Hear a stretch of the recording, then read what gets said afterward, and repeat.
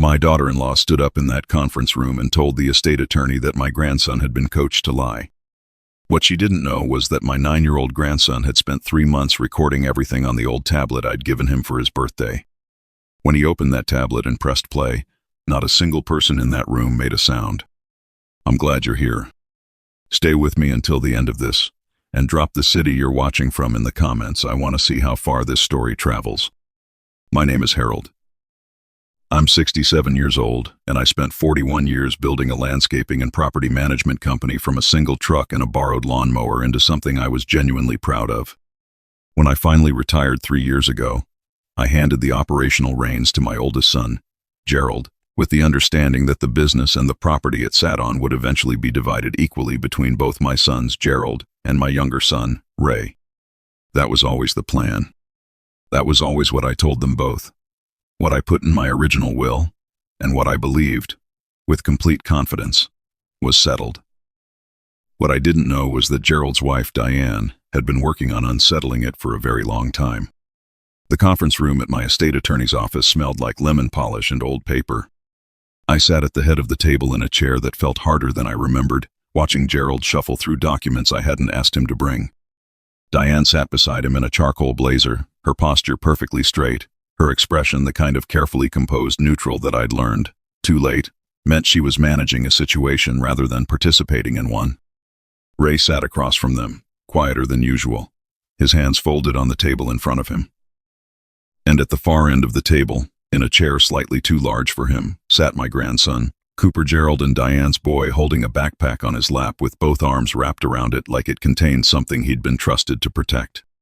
Cooper was 9 years old. He had Gerald's dark hair and my wife's eyes, God rest her soul, and he had a habit of going very still and very quiet when he was thinking hard about something. I'd noticed that about him since he was small. Most adults talked when they were processing. Cooper went silent. I'd asked Cooper to be there because Ray had suggested it, actually. Ray had called me 2 nights before and said, quietly, that he thought it might matter. I didn't fully understand what he meant at the time. The meeting had been called to review proposed amendments to my estate plan. Gerald had come to me 6 weeks prior with a series of concerns, business concerns he'd called them. Cash flow issues, capital reinvestment needs, the argument that dividing the business property at my passing would create operational instability that could destroy the company's value for everyone. He'd brought spreadsheets. He'd brought projections. He'd been thorough and measured and patient, the way he always was when he wanted something. And I'd listened, the way I always did, because Gerald had run the business well, and I had no reason to doubt him. The amendment he was proposing would restructure my estate so that the business and its real property worth roughly $2.4 million would transfer entirely to Gerald upon my death, with Ray receiving a cash settlement drawn from my personal accounts, which totaled considerably less. Gerald had framed it as protecting the business. His attorney had framed it as sound succession planning. I had not yet signed anything. The estate attorney, a careful woman named Patricia Oates, opened the meeting by reviewing the proposed changes in plain language. Gerald nodded along. Diane watched Patricia with the focused attention of someone who had already reviewed every document in that folder and wanted to make sure nothing deviated from expectation. Ray listened without expression, though I noticed his jaw tighten once or twice. When Patricia finished her summary, Gerald leaned forward. He said the restructuring made sense for continuity. He said Ray had never been involved in the business and that a cash settlement was actually more practical for someone in Ray's situation.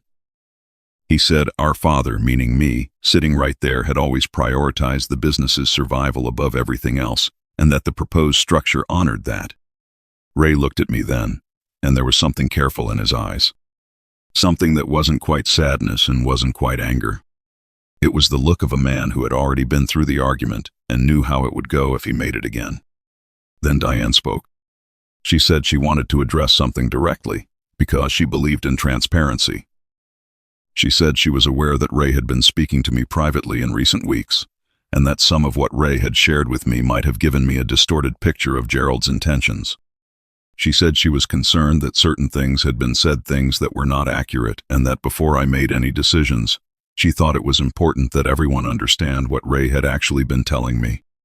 She paused and looked at Cooper. She said, gently but with absolute precision, that she was also concerned about what Cooper may have told me or told Ray, because children didn't always understand adult conversations correctly, and she would hate for a misunderstanding on Cooper's part to create conflict in our family. Cooper didn't move. He just looked at his grandmother, meaning Diane, with those quiet, thinking eyes, and he tightened his arms around his backpack just slightly. I want to be honest about something. In that moment, I believed Diane more than I should have. Not because I was naive, exactly, but because I had spent 67 years building a version of my family in my mind, and that version did not include my daughter-in-law sitting across from me and lying directly to my face about my own grandson. I asked Ray if he had anything to say. Ray said, yes. He said he'd like Cooper to show me something first, if that was all right. The table went quiet. Gerald's eyes moved to Diane. Something passed between them, not words, just a flicker, and Diane straightened slightly and began to say that she didn't think it was appropriate to put a child in the middle of an adult financial discussion. Patricia Oates said, calmly, that as this was a private meeting and not a legal proceeding, the decision about who spoke and when was mine to make. I looked at my grandson. Cooper, I said, do you have something you want to show me? He nodded once, very seriously, and unzipped his backpack. He pulled out the tablet I'd given him for his 9th birthday, a refurbished model, nothing fancy, with a blue rubber case that had a small crack in one corner from when he'd dropped it at the kitchen table.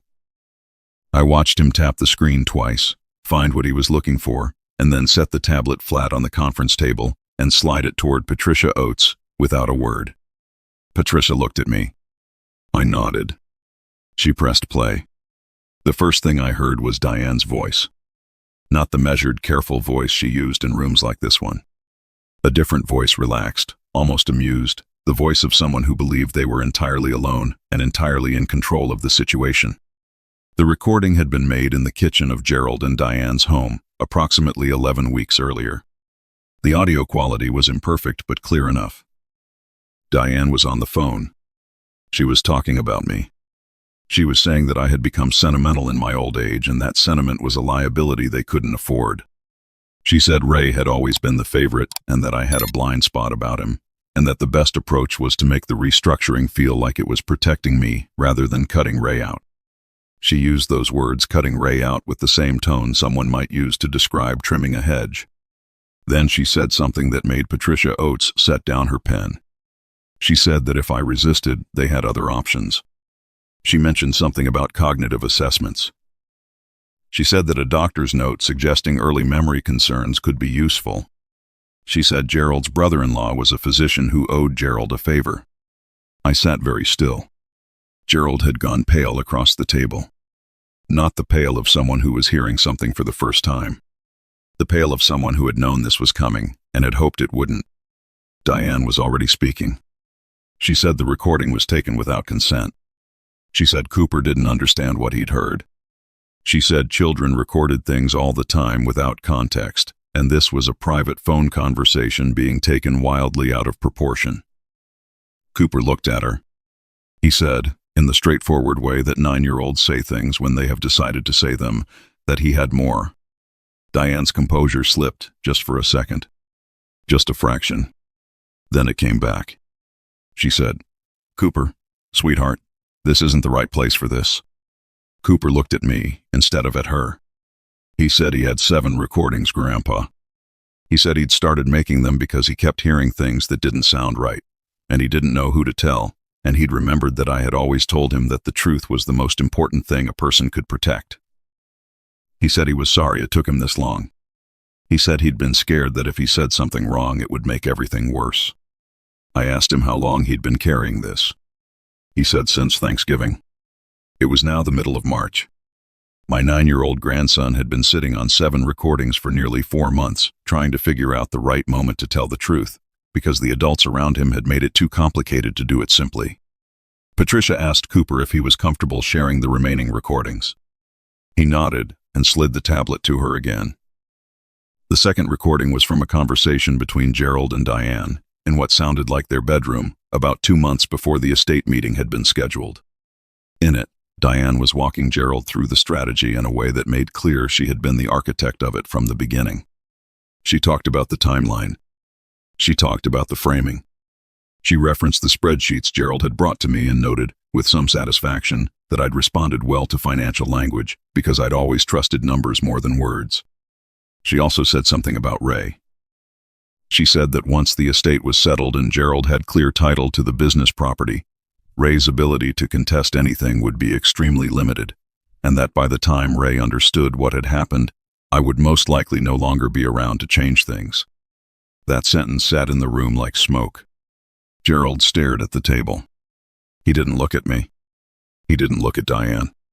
He looked at the table as if it contained something he needed to memorize. The third recording was shorter. It was Cooper's voice, actually a voice memo he had made for himself, quietly, in his bedroom, after listening to a conversation he'd overheard between Diane and someone on the phone. He was narrating what he had heard, the way a child narrates things when they're trying to hold on to information and don't quite trust their own memory. His voice was small and careful and entirely matter-of-fact. He said, Diane said, Grandpa Harold is getting old and confused, and that people will believe her if she says so. She said the doctor thing is a backup plan if Grandpa doesn't cooperate. She said Uncle Ray is going to end up with nothing, and that's what he deserves for always being Dad's favorite. He paused in the recording, and then he said, I don't think Grandpa is confused. He remembered my birthday without being reminded, and he knew the name of my teacher from 2 years ago. I don't think this is right. I had to stop Patricia from playing the next one. Not because I didn't want to hear it. Because I needed a moment. I am not a man who cries easily. I spent 41 years managing crews and contracts and difficult clients and my share of personal loss, and I had learned, over time, to process hard things privately. But sitting in that conference room, listening to my 9-year-old grandson narrate what he'd overheard, in that small, careful voice, trying to document the truth because he was afraid no adult would believe him without evidence that required a moment.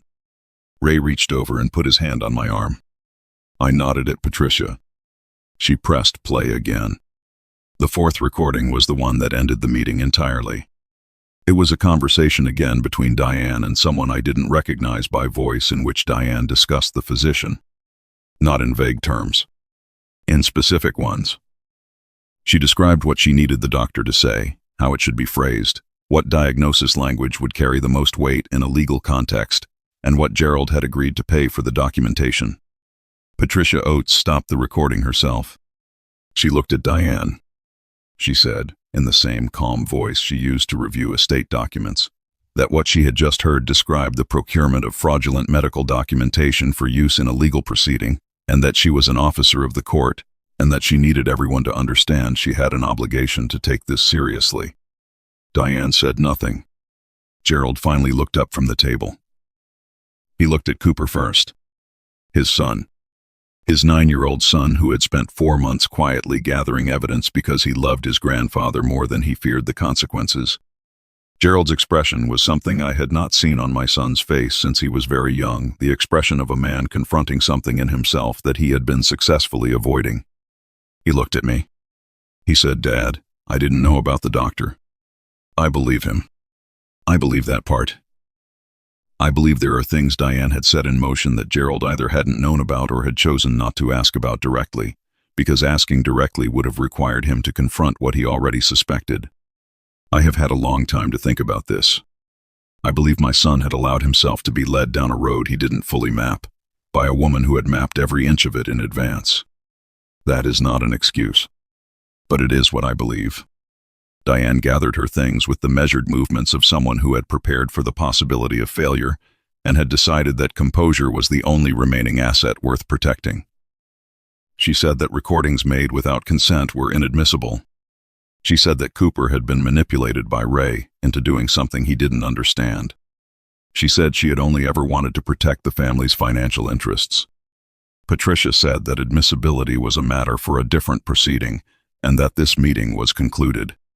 Cooper sat at the end of the table with his backpack in his lap, watching his mother leave the room, with the same quiet, still expression he'd worn the whole time.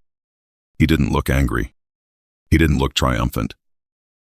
He looked like a child who had done something necessary and was now waiting to find out whether it had been enough. I went to him.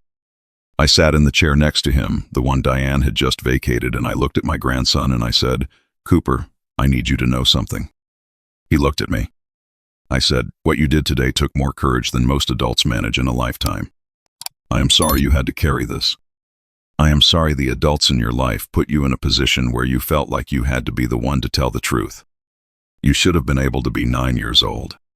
He leaned against my shoulder. Just slightly. The way kids do when they've been holding something tense for a long time and can finally let it go. He said, "Grandpa, I knew you weren't confused." I said, "I know you did." He said, "I just needed someone to believe me." I said, "I believe you. I have always believed you." In the weeks that followed, things moved quickly in some ways and slowly in others, the way legal and family matters tend to decisive in their outcomes, grinding in their process. Patricia Oates reported what she had heard to the appropriate authorities. The physician Diane had referenced was contacted. He denied the arrangement initially, then, when presented with evidence that Diane had communicated with his office in writing, cooperated fully with the investigation in exchange for consideration. He was a man who had owed Gerald a favor, not a man who was willing to lose his medical license to repay it. Diane retained a private attorney. It became the Brupen. Gerald retained a separate one. That, more than anything else, told me what I needed to know about where things stood between them. My estate plan was amended, but in the way it had always been intended. The business and its property remained intact, managed by Gerald on an agreed schedule, with clear provisions ensuring Ray's equal share at the time of my death. A neutral trustee was appointed to oversee the transition. Gerald accepted these terms without argument. I think, honestly, he was relieved to have the map taken away from him. Ray and I had dinner the week after the meeting, just the two of us, at a diner he'd liked since he was in his 20s. He ordered the same thing he always ordered, and so did I, and we talked for 2 hours about things that had nothing to do with any of it: his work, his kids, a fishing trip he was planning for the summer. At the end of the night, in the parking lot, he said he was sorry it had come to what it came to. I said none of it was his doing. He said he'd known something was wrong for almost a year before Cooper came to him. He said he'd tried to tell me twice and lost his nerve both times, because he was afraid I would hear it as jealousy or bitterness, and it would damage something between us that he didn't want to damage. I said I wished he'd told me. He said, "I know, Dad. I know. I see Cooper every Sunday now. We have made this a standing arrangement, just the two of us, breakfast at my house, then a walk, then whatever project we feel like working on. We have rebuilt a birdhouse, organized my garage, and started a raised vegetable garden along the south side of my yard.